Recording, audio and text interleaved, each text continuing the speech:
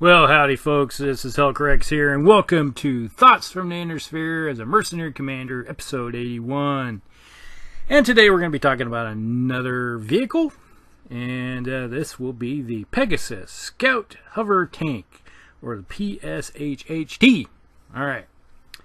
Now, the Pegasus Hover Scout Tank, or the Pegasus Scout Tank, or just the Pegasus Tank, or just the Pegasus, get through all those. From now on, we'll just call it the Pegasus, is a 35-ton hover tank that is around 650 points, roughly.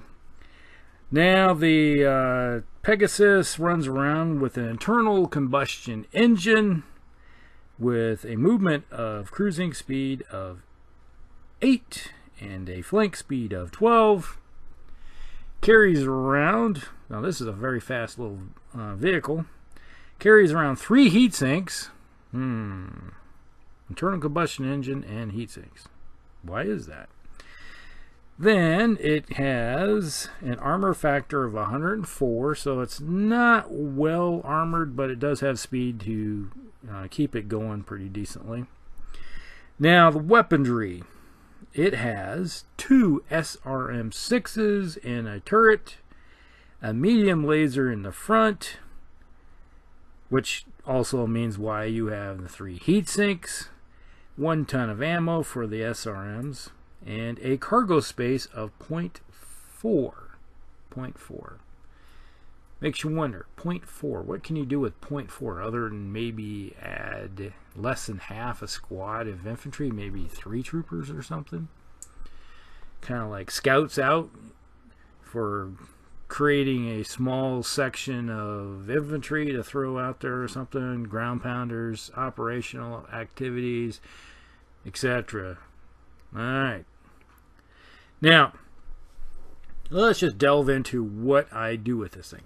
Alright, now the first thing is that it's a scout vehicle because it has short range, moves really fast, can maneuver around the battlefield pretty decently, using that speed to its best ability to, well, keep it from getting hit, because obviously it doesn't have all of the armor to go with it, and you want to keep those hits down because you're going to be taking motive hits, and when you take motive hits you're going to be slowing down or just plain get stopped. And when you get a light vehicle like this, when it starts slowing down, well, it dies quickly.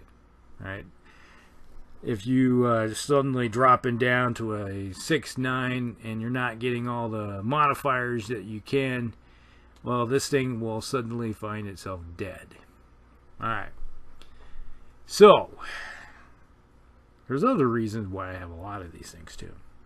Up in the cup, some pictures coming up, you probably see that I have a whole bunch of them. I got a whole company of them. And there's a reason for it.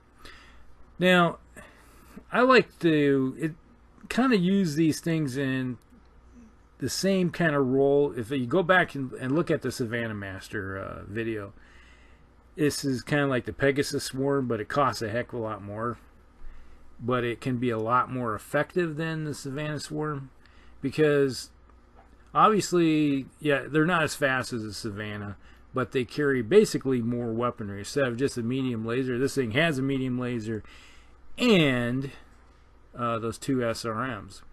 And later in the game, when these things are maneuvering around, they can get around the flanks. And if you're looking at, let's say you're playing a large campaign where these things can get in around the flank, hits a battle mech in the flank with a whole bunch of SRMs, especially if you work in conjunction with some fairly fast moving medium mechs that has some good punching power.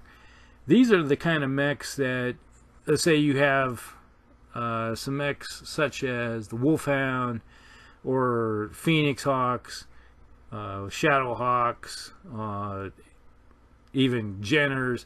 You're talking about mechs that move really fast, that can get around flanks, and you work in a conjunction with a medium and light lances or companies, and they can maneuver around really quickly and get in behind stuff.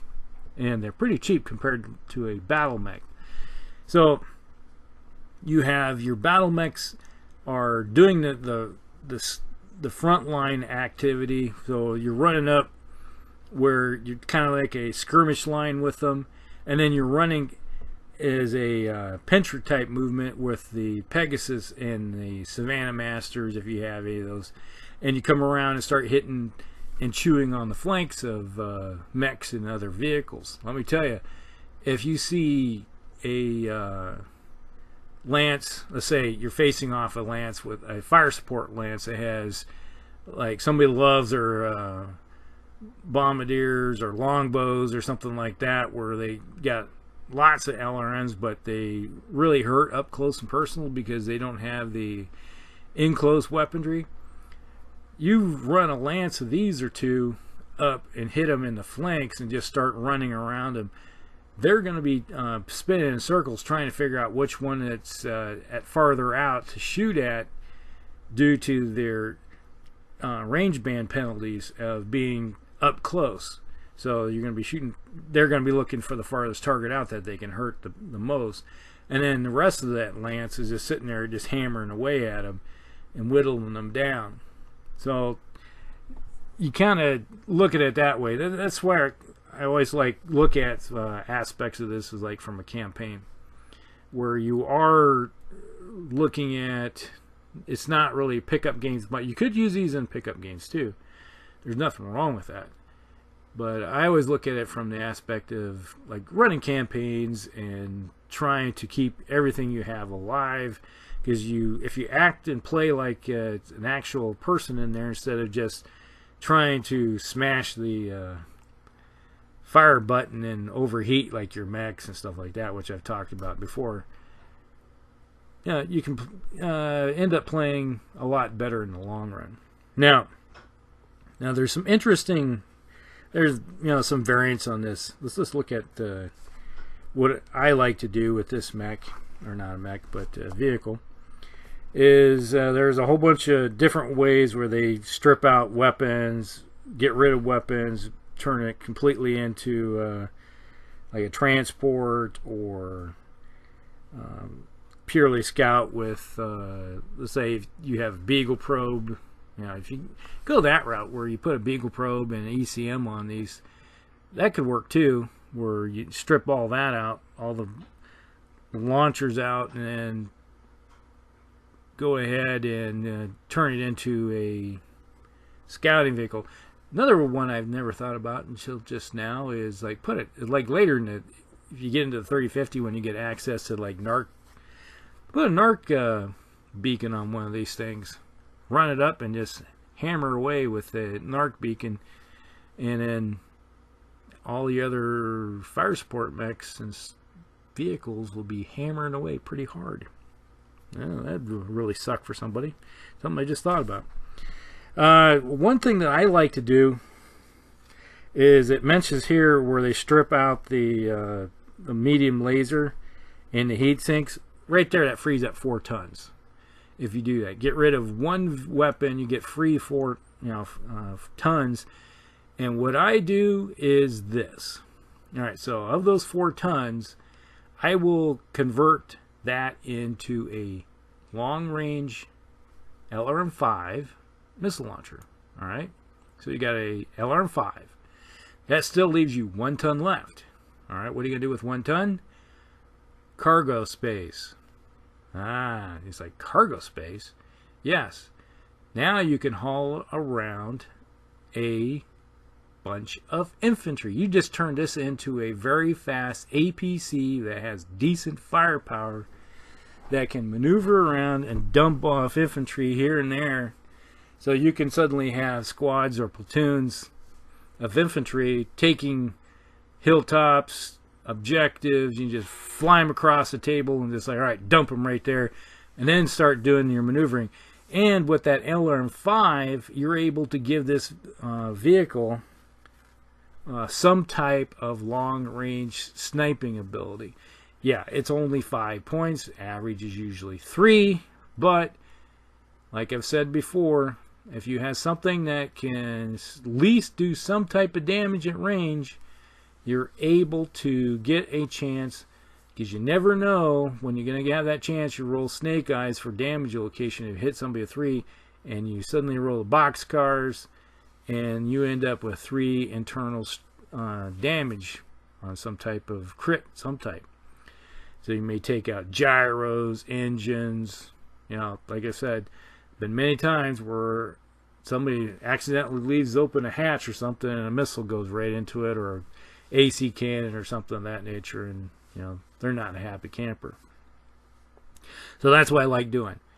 This is my preferred way of playing with this, is that so you have 2 SRM 6s and LRM 5. Get rid of the medium laser. As much as I like medium lasers, if you have a internal combustion engine, you're just having to add heat sinks on to make up for all that heat. So it's, to me, it's not worth it then. I'd rather have an LRM5 or the medium laser, because, well, you get the 2 SRM6s, so that's going to make up the difference right there. So to me, I'd rather have the LRM5. That way I can sit there and hit individuals out at range, running around the flanks. If you're running around the flanks and you don't want to get engaged, at least with an LRM and a turret, you're able to sit there and shoot out at longer ranges and just do kind of harassment fire. All right, just think about that. And when it comes to point cost, it's only 30 points more for the LRM versus having that medium laser and the extra cargo. And oh, another bonus. Remember that extra cargo space in the very beginning, that 0.4? Well, guess where it goes? Yep, you haven't figured it out. More armor. So you end up with roughly 8 more points of armor on this thing. Just throw it on the front. Type of deal. A little bit on the sides. Helps keep these vehicles alive. They might be able to handle one more hit. And if you can handle one more hit, you can dish out some more damage. So that's pretty much it in a nutshell. What I like to do with the Pegasus is I like to turn them into fast, maneuverable APCs that are scouts. So kind of the way how I came up with this was I was a cavalry scout officer, and the old term is scouts out, is that you have some fast vehicles that are able to carry around some infantry. You dump them off, and either they can be spotters, or you know, they can be blockers, harassers with their equipment. And so it's like the combined arms. So we're really looking at combined arms when it's with vehicles. And something like this, where you can create a variant where they're carrying some infantry and increase the firepower a little bit at range, what's not to like? Alright. So if you have any stories that you have like using with these things, put them down below. Like and subscribe, and we'll talk with you later. Hellcracks out.